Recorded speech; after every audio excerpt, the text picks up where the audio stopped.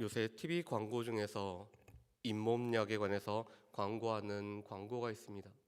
그런데 그 광고 중에서 이 최불암 선생님이 이런 얘기를 하죠. 이 음식을 꼭꼭 씹어 먹기만 하면은 그곳이 바로 맛집이라는 이런 표현을 쓰고 있습니다. 우리가 성경을 읽을 때도 마찬가지입니다. 때로는 우리 가운데 성경을 다독하는 경우들도 필요하고 또 일정한 기간에 이 말씀을 통독하는 것도 우리 가운데 참으로 필요합니다.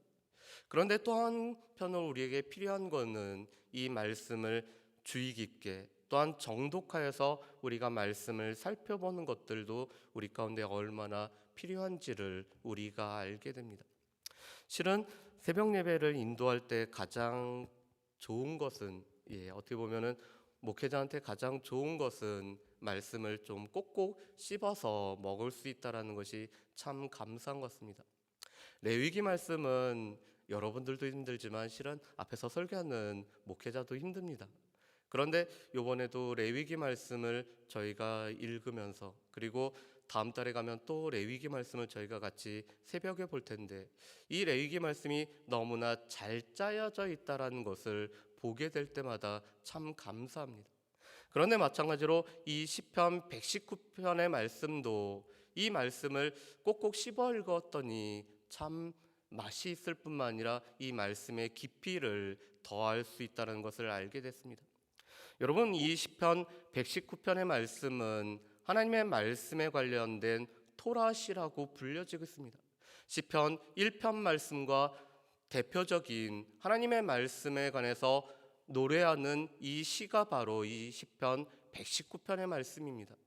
그런데 이 시편 119편은 평안할 때 쓰여진 말씀이 아니라 오늘 시인은 여러 가지 어려움 가운데서 고난 가운데서 쓰여진 말씀, 하나님의 말씀을 통해서 고난을 이기는 것을 노래하고 있는 것이 바로 이 시편 119편의 말씀입니다. 저도 실은 이 시편 119편의 말씀은 절수가 176절이나 되기 때문에 때로는 눈에 오는 이 구절들만 보고 이 말씀을 이렇게 건너뛴 적도 있었습니다. 그런데 오늘 이 말씀을 읽어보면 읽어볼수록 오늘 이 시인이 어느 정도 어려운 가운데서 이 말씀을 노래하고 있는지를 보게 됩니다. 시인이 이렇게 표현하죠. 자신의 영혼은 연기 속에 있는 가죽 부대와 같다라고 말하고 있습니다. 가죽 부대라는 곳은 이 선선한 곳에, 그늘진 곳에, 이 가죽이 상하지 않은 곳에 보관을 하게 됩니다. 그런데 연기 가운데 있는 가죽 부대라는 것은 이 연기로 말미암아 이 가죽 부대가 쓸모 없어져 버리죠. 그런데 시인의 상태가 그랬습니다. 고난으로 인해서, 그것도 까닭없는 고난으로 인해서 이 연기 속에 있는 가죽 부대와 같이 오늘 심신이 연약한 상태에서 오늘 이 시인은 이 시편 119편 말씀을 노래하고 있는 것입니다. 특별히 오늘 말씀해 보면은 이 시인의 상황, 그리고 그러면서 오늘 이 고난을 끼치는 사람과 자신의 삶에 관해서 대조하는 것으로 오늘 말씀을 시작하고 있습니다. 우리 말씀을 한번 보실까요? 우리 161절부터 163절 말씀을 우리 같이 한번 우리 천천히 읽어보겠습니다. 161절부터 163절 말씀입니다. 같이 읽어보실까요? 고관들이 거짓으로 나를 핍박하오나 나의 마음은 주의 말씀만 경외하나이다. 사람이 많은 탈취물을 얻은 것처럼 나는 주의 말씀을 즐거워하나이다. 난 거짓을 미워하며 싫어하고 주의 율법을 사랑하나이다. 아멘. 오늘 시인의 상황을 조금 더 구체적으로 표현하고 있는 것이 오늘 161절의 말씀이었습니다. 오늘 이 시인은 교만하는 자, 오늘 그 앞에서 대적하는 자로 인해서 여러 가지 고난에 있었습니다. 그런데 그 교만한 자가 누구였냐면은 오늘 161절에 있는 말씀처럼 고관들이었습니다. 사회, 정치, 경제적으로 지도층에 있는 사람들, 자신의 기득권을 누리고 있는 사람들이 오늘 고난을 주고 있었습니다. 그런데 오늘 말씀해 보면은 그들은 거짓으로 오늘 이 시인을 핍박을 하고 있었습니다. 오늘 이 거짓으로라는 단어는 다른 말로 하면은 부당하게, 까닭 없이, 이유 없이란 뜻을 가지고 있습니다. 오늘 이 시인이 어떠한 이유로 말미암아 오늘 사회적인 지도층에 오늘 징계를 받았다라면은 오늘 그 징계를 달갑게 받았을 것입니다. 그런데 문제는 이유 없이, 까닭 없이 애매하게 오늘 이 시인은 이 사회 지도층에 의해서 오늘 고난을 당하고 있습니다. 그런데 그들은 이 전쟁에서 이겨서 취하는 전리품들을 가지기를 소망하는 사람들이 바로 이 대적들이었습니다. 오늘 말씀에 있는 이 탈취물이라는 것은 어떻게 보면은 눈에 보이는 가치들을 말하고 있습니다. 우리 눈에 보이는 힘들, 눈에 보이는 권력들, 눈에 보이는 부들을 추구하고 있는 것이 오늘 이 시인을 괴롭히는 지도층들의 모습이었습니다. 그렇지만 오늘 그들과 대조되어서 오늘 살아가는 시인의 모습은 이렇게 표현하고 있습니다. 오늘 162절 말씀에 보면은 나는 주의 말씀을 즐거워하고 또한 주의 율법을 사랑할 뿐만 아니라 주의 말씀만을 경외하고 있다라고 오늘 시인은 고백을 합니다. 어떻게 보면은 이 사회적인 지도층에 의한 핍박은 사람을 두렵게 만들 수 있는 것이었습니다. 그런데 성경에서 말씀하는 것처럼 사람을 두려워하면은 우리는 올무에 빠지게 됩니다. 그런데 오늘 이 시인은 자신을 두렵게 하는 사람들을 두려워하는 것이 아니라 하나님의 말씀을 경외하기 때문에, 하나님을 두려워하기 때문에 하나님의 말씀으로 말미암아 두려워하는 마음을 가지고 이 말씀을 사랑하고 즐거워하는 가운데 이 고난의 시간들을 그는 견디고 이겨내고 있는 모습을 보게 됩니다. 그런 오늘 시인에게 주어진 것은 하나님께서 허락하신 평안이었습니다. 그래서 오늘 164절과 165절 말씀에 보면은 오늘 말씀을 사랑하였을 때 얻어지는 결과로서 이렇게 노래를 하고 있죠.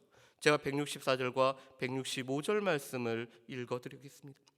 주의 의로운 규례들로 말미암아 내가 하루 7번씩 주를 찬양하나이다. 주의 법을 사랑하는 자에게는 큰 평안이 있으니 그들에게 장애물이 없으리이다. 아멘. 오늘 말씀해 보면은 7번 찬양한다라는 것은 유대인들이 하루에 3차례 하나님 앞에 나와서 예배드리고 찬양했던 것 이상으로 하루에 계속해서 하나님의 말씀을 읊조리고 있기 때문에 이것이 찬양의 가사로서 나타난다라고 오늘 시인은 고백을 하고 있습니다. 그리고 하나님께서 그 말씀을 사랑하는 자신에게는 오늘 평안을 주실 뿐만 아니라 장애물을 없게 하신다라고 말씀합니다. 여러분, 그런데 오늘 이 시인의 상황이 장애물이 없는 상황일까요? 오늘 말씀에 보면은 이 시인의 마지막 상황을 노래하는 이 모습을 보면은 시인의 고난은 여전히 계속되고 있다라는 것을 우리가 알 수 있습니다. 우리 175절 말씀과 176절 말씀을 한번 보실까요? 175절과 176절 말씀에 보면 이렇게 말씀합니다. 내 영혼을 살게 하소서. 그리하시면 주를 찬송하리이다. 주의 규례들이 나를 돕게 하소서. 우리 176절 말씀을 같이 한번 읽어보실까요? 이른 양같이 내가 방황하오니 주의 정을 찾으소서. 내가 주의 계명들을 잊지 아니함이니이다. 아멘. 오늘 이 시인의 상황은 오늘 이 시편이 끝날 때에도 여전히 변화되지는 않았습니다. 그의 영혼이 살림을 받아야 되는 상황일 뿐만 아니라 자신의 상황은 이 길을 잃은 양 같은 잃은 양의 모습이 자신의 삶이었음을 여전히 노래하고 있습니다. 그런데 오늘 시인은 주의 말씀을 사랑하고 주의 말씀을 지켰기 때문에 그 말씀이 자신의 마음 가운데는 평안을 허락하셨을 뿐만 아니라 오늘 여전히 이 장애물은 눈앞에 있고 옆에 있지만 이 장애물이 자신을 넘어지게 하는 장애물은 아니라고 고백을 하고 있습니다. 그게 바로 오늘 이 165절에 그들에게 장애물이 없으리란 뜻입니다. 장애물은 고난은 여전히 있지만 이 고난에 의해서 자신의 삶이 넘어지고 그래서 낭망함으로 말미암아 그가 깊은 좌절 가운데 있는 것이 아니라 여전히 장애물은 옆에 있지만 이것으로 인해서 마음이 영향을 받지 아니하고 그것으로 인해서 넘어지지 않는 삶을 살고 있는 것이 오늘 시인의 모습이라고 말씀을 하고 있습니다. 그러면서 오늘 이 시인은 여전히 자신의 삶은 하나님의 말씀을 즐거워하며 기뻐하는 삶을 살아가겠다라고 노래하고 있는 것이 바로 이 166절부터 168절까지의 말씀입니다. 그리고 마지막 오늘 169절부터 176절 말씀은 앞에 있었던 상황들을 담담하게 여전히 고백하는 것으로 끝나고 있습니다. 그래서 169절과 170절 말씀은 하나님 앞에 이 고난의 상황을 아랠 뿐만 아니라 하나님 이 상황을 기억하시고 알아달라고 탄원하는 내용이 바로 이 169절과 170절 말씀입니다. 그리고 오늘 이 171절과 172절 말씀 가운데서는 내가 주님 앞에 이렇게 살겠다라고 고백하는 내용들, 그리고 173절에서 176절 말씀은 하나님 앞에 간구하는 내용으로 오늘 이 시편이 끝나고 있습니다. 그렇다면은 오늘 우리가 이 말씀 가운데서 우리 고백의 모습을 우리 같이 한번 보고 오늘 말씀을 마치려고 합니다. 우리 171절 말씀과 172절 말씀을 우리 같이 한번 읽어보실까요? 171절과 172절 말씀입니다. 같이 읽습니다. 주께서 율례를 내게 가르치심으로 내 입술이 주를 찬양하리이다. 주의 모든 계명들이 의로움으로 내 혀가 주의 말씀을 노래하리이다. 아멘. 지금 상황은 여전히 똑같습니다. 변화된 것은 별로 없습니다. 그렇지만 오늘 이 시인은 이렇게 고백하면서 마치고 있습니다. 하나님, 그렇지만 저는 이 주의 말씀으로 말미암아 주를 찬양할 것이며 저는 이 말씀이 너무나 의롭기 때문에 내가 이 말씀을 계속적으로 읊조리며 찬양하는 삶을 살아가겠다라는 것이 오늘 이 시인의 고백일 뿐만 아니라 오늘 마지막 간구 전에 하나님 앞에 드리는 자신의 마음의 모습을 볼 수가 있습니다. 오늘 이 시편 말씀을 계속 보면서 저한테서는 한 가지 찬양이 계속 실은 머릿속에 맴돌았습니다.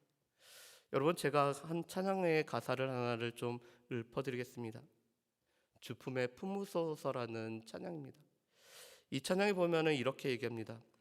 주품에 품으소서, 능력의 팔로 덮으소서, 거친 파도가 날 향해 와도 주와 함께 날아오르리. 폭풍 가운데 나의 영혼 잠잠하게 주 보리라. 주님 안에 나 거하리. 주 능력 나 잠잠히 믿네. 거친 파도 날 향해 와도 주와 함께 날아오르리. 폭풍 가운데 나의 영혼 잠잠하게 주 보리라.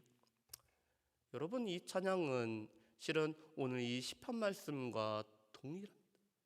우리의 삶에 여전히 폭풍이 치고 있고, 그런데 그 고난의 폭풍 가운데 시인은 자신의 그릇된 모습도 오늘 발견했습니다. 그뿐만 아니라 까닭없이 고난을 일으키는 사람들에게, 자신의 면전에서 오늘 대적하는 사람에게 오늘 그가 친히 맞서 싸우기보다는 하나님 앞에 맡길 뿐만 아니라 하나님의 말씀으로 말미암아 그 고난을 고난으로 여기지 않고 살아가고, 무엇보다도 하나님의 말씀을 여전히 지키겠다라는 다짐과 결단을 끊임없이 오늘 시인은 하고 있습니다. 그랬을 때 하나님께서 주신 것은 그의 마음을 지킬 뿐만 아니라 하나님께서 주시는 위로와 평안함을 오늘 그는 하나님께서 주셨습니다. 그렇기 때문에 오늘 시인은 이 찬양처럼 이 폭풍 가운데서도 주와 함께 날아오를 수 있다라고 고백하는 것이 오늘 이 시편 119편의 말씀입니다.